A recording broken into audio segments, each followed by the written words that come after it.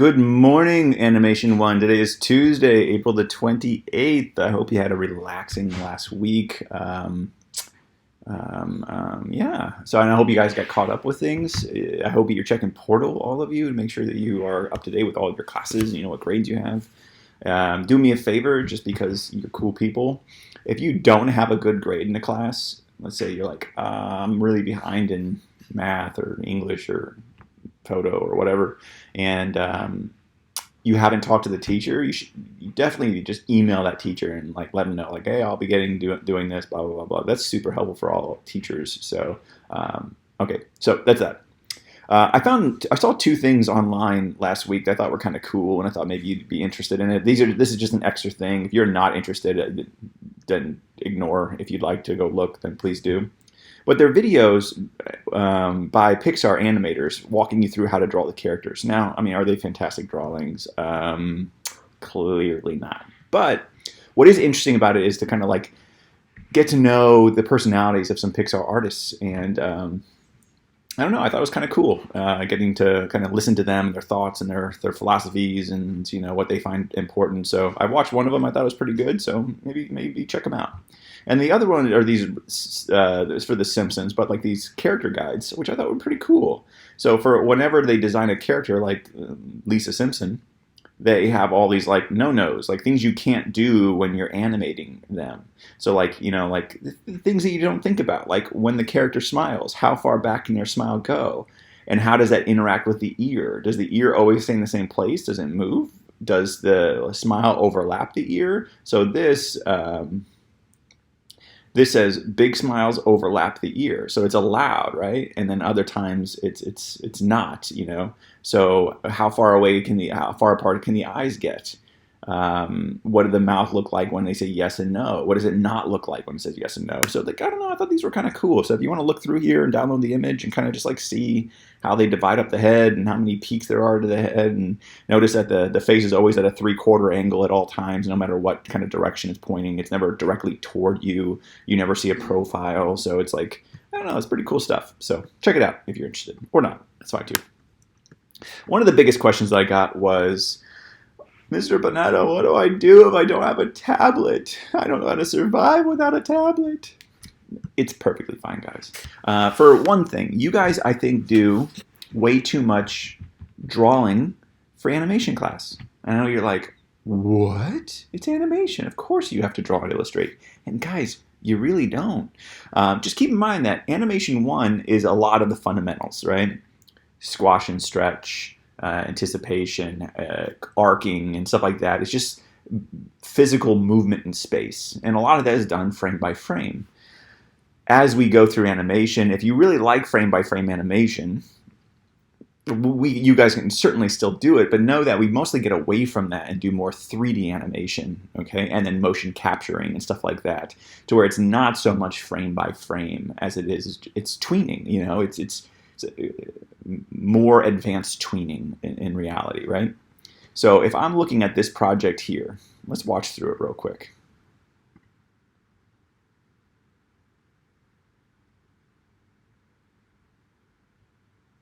So you have this hippo, right? And this is an 8-second long video. Remember, your video is supposed to last like 15, 16, 20 seconds, something like that. This is already 8 seconds. And notice that in this hippo, there is not one frame-by-frame animation. Look at all that purple. What does purple mean? It means a tween. All of this is tweened, right? So look at like the foot of the character. Do you see how like the feet are really close to one another? Do you see they are just now tweened to be farther apart? Look at the body as it hits the ground. What did it do right there? What's that thing that we did with the ball, like when we dropped it earlier in the beginning of the year? It's squash and stretch. We stretch, squash, stretch, right? It's just, that's it. It's all tweening those movements. One of my favorite one is this tuck and roll thing that he does here. All they're doing is tweening the arms close to the head into one another, squashing the body, rolling that thing. Look how like terrible this looks. Like if you actually stop it on this one frame, that looks absolutely terrible. Stretch, squash, stretch, right? These arms are all being tweened individually. No frame by frame animation. But the key thing is that each one of these things are on its own layer, so I can animate the head separately. Notice that the mouth never opens. You can't, because it's all one drawing of the head. It can't. But do notice that they move the head sometimes separately, so I just move the head up and down to create a body movement, right? So the foot, the gun, the arms, everything, even the shadow, must be on its own separate layers to animate separately. So keep that in mind. Could you, and you're looking at this going, well, yeah, but they clearly use a tablet or something to draw this. Well, maybe they did. But they also may have just drawn it on a piece of paper, photographed that piece of paper, brought it into Photoshop, redrew it, and then brought in the layers of Photoshop into Animate and then animated those separately, which we've all done. Like this is all pretty simplistic once you really think about it. Now, is this animation complex? Yeah, I mean, they do a great job of animating the movement of this character, you know? Am I expecting you to do something like this smooth and elegant? Well, by no means. But notice that they didn't have to do frame-by-frame animation. You could do this project and do not one single thing of frame-by-frame animation, and it can still look super-duper good, okay? So keep it in mind. You don't need a tablet to make this work. If you do, great. If you don't, work with what you got, and it'd be fine. I'm going to show you other examples of tweening as much as you possibly can here in a minute. Now, what you will need to be able to do this is software. You cannot do this project without Photoshop or a software like GIMP or Pixlr, Pixlr, which are online, and like Pixlr and GIMP are free, cloud-based. You don't need to download them. At least GIMP you didn't have to, but maybe you have to do now. But Pixlr definitely not, Pixlr. You'll need that, right? For animating, I sent you guys in one of my previous videos alternative software to use if you can't get Animate. If you cannot get a software and you're telling me there's by no means, I can only use my phone to do class, I have no possible means, I have an alternative for you, a way for you to do this project. It is not simpler, okay? I don't want you to view this as a get out of jail card. You're like, oh, well, I'm just going to tell them that I don't have software. And not that I would think that any of you guys are lazy enough to do that, to lie and go, oh, I can't get it when you really can, to get out of a project. But what I'm saying is that even me sitting here in this comfortable chair for 3 weeks doing the classwork, you become a little bit comfortable. Let's not use the word lazy. Let's use the word comfortable. You become comfortable, and you will maybe look for shortcuts, right? What I'm asking you to do is this. Don't do that. Being creative is fun. Doing these things I think should be fun to you. So take advantage of this cool project. Again, we're building portfolios. 3 years from now when you guys are graduating, you guys may say, well, I have no intentions of going and doing this for a career, but things may change over the next couple of years, and you may change. You may decide, absolutely, this is what I want to do. I see it happen every year. So build the portfolio, make stuff that you're really proud of. It's really, this is good. It's good. So do that. But this alternative assignment is not simpler than using the software and just doing it the way I want you to do it. But I do have an alternative. So if you tell me I've tried downloading those other software, it doesn't work, my computer won't run them, because I'm going to ask you why you can't use the software that I've suggested. If you cannot, I have an alternative. You need to reach out to me directly. Email me, pinedam@pcsb.org, pinedam@pcsb.org. Text me, 727-755-3305. Make certain that you tell me who your name is in your text or your email. But reach out to me, okay? 3, now that we have the logo, the character design and music. And that's what we were supposed to do last week and the week before. Logo, character design, and music. It's time to start. It's time to begin animating, right? And you sit there and you go, oh, well, that sounds simple. Start animating, but what do I do? I don't know what to do. I got these characters. I got a logo. I got some music. Well, here's a list of things I think that you should do. In order, right? Animate to the beat of the music. So here, I found a few animated show intros that I think illustrate this stuff pretty well, and I'm going to play them, and hopefully you can hear them. If you can't hear them, particularly this first one, I want you to go on YouTube and look for it and follow along with what I'm talking about here. So, Hilda. And by the way, I've never seen Hilda or Storybots or Cupcake and Dino. I just looked up some some show intros, and these work well. So I'm sorry, I don't know if these are kid shows or adult shows. I have no idea. So these are classroom inappropriate. Giggle to yourself. I don't know. But here we go.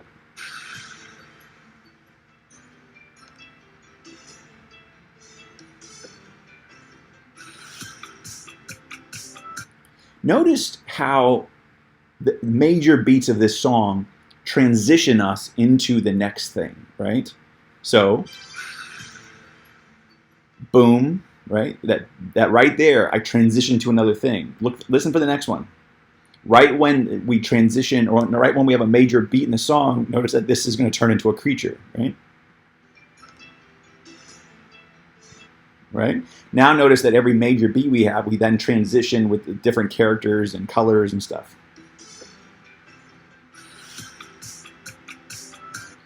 Animating to the beat of the song is a cheat. It's an awesome cheat. It will always look good. It makes the music sound better. It makes it look like you're way better. You're really, really thinking this out, and it's an awesome cheat. So do that. Animate to the beat of that song. That's why that song that you chose is super important. If you chose something that, sometimes it's harder because like if you have like violins and things like that to where there's no major beats and it's just, sometimes it's harder to transition. So find something with a good beat, strong beat to it, and animate to the beats. Do you need to change the background image every time that there's a beat? No. But you could change, like the camera angle. So instead of looking at your character from the front, you could, change to looking at the side, or zoom in closer, or zoom in on something in the environment, or show a different environment. There's lots of different things you can do, but just use that. Like it's a breadcrumbs leading you to finishing the project is just knowing every major beat I need to do something differently. Okay, and hopefully that's a good starting point. Okay, so then I got, let me see, I have Storybots. Tweening as much as you can. So if I'm looking at Storybots here, right, and that's this one. Let's look at that right here. I think this is a good example. That pipe that's right there. Do you think they're animating that every other frame on twos? No. It's a single image that they're stretching and then squashing and then tweening across the stage. What about my characters? Are those being animated frame by frame? They're exactly like that hippo. It's just the characters, and they're being squashed and moved and stretched to create movement. It's the illusion of movement. Nothing in this is frame by frame. It's all done with tweens. Everything's tweened, okay? So think about how you can show your characters, tweening them, not having to do frame by frame. Please don't do frame by frame.